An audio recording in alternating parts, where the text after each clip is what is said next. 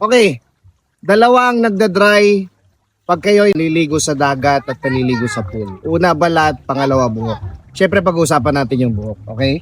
So, una mong gagawin para hindi mag-dry, bago ka lumubog, tandaan ninyo, bago lumubog sa dagat o sa pool, una mong gagawin is ilagay ito.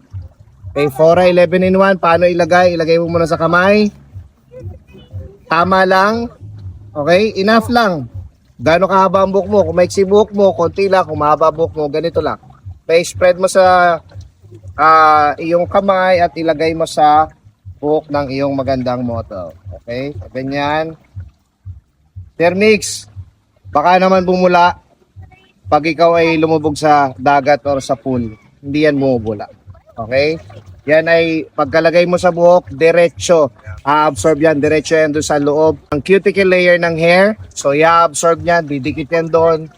So therefore, pagpasok ng salt water or ng chlorine, mag-i-slide lang siya kasi pinoprotektahan ni Fora yung cuticle layer, which is yun yung responsible sa moisture at sa lambot ng buhok. Okay, kaya napapansin niyo after nyo maligo sa dagat, maligo sa pool, matigas ang inyong mga buhok. Ganon din sa balat. Okay? So, yan, ilalagay mo lang. Mapipil mo, lumalambot na yan. In just a few seconds. That's it. And then pagkaligo mo, enjoy. And then pag na-fill mo ulit, i-refill mo lang.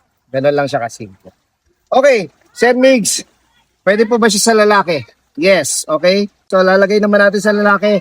Kagaya ng sinabi ko kanina, konti lang, okay? Hindi mo na po kailangan suklayin kasi yung consistency niya, design para madali gamitin. Okay, so ilalagay mo. Yan. Lalambot mo. That's it. Mapapansin mo, hindi na lumulutong yung buhok mo. Ito ay hindi natin madalas napapansin kasi syempre, marami tayong inisip sa buhay. Pero hindi nyo napapansin na pag naligo kayo sa dagat o naligo kayo sa pool, lumulutong yan because nauubos ka o nawawala yung moisture. It takes time bago yan bumalik. So, to prevent that, ito ang sagot. Okay? Pwede ito. Ito talaga yung the best sa ganito. Okay? Pero pag naghugas ka, ito yung gagamitin mo. Kasi ito naman, tatanggalin nyo yung salt or chlorine. Pag nag-fade naman ang kulay mo, ito naman ang yung gagamitin. So basically, lahat na magiging problema mo pag naliligo ka sa dagat, naliligo ka sa pool, ito na po yung kasagot. Ayos ba yung direct? Yes!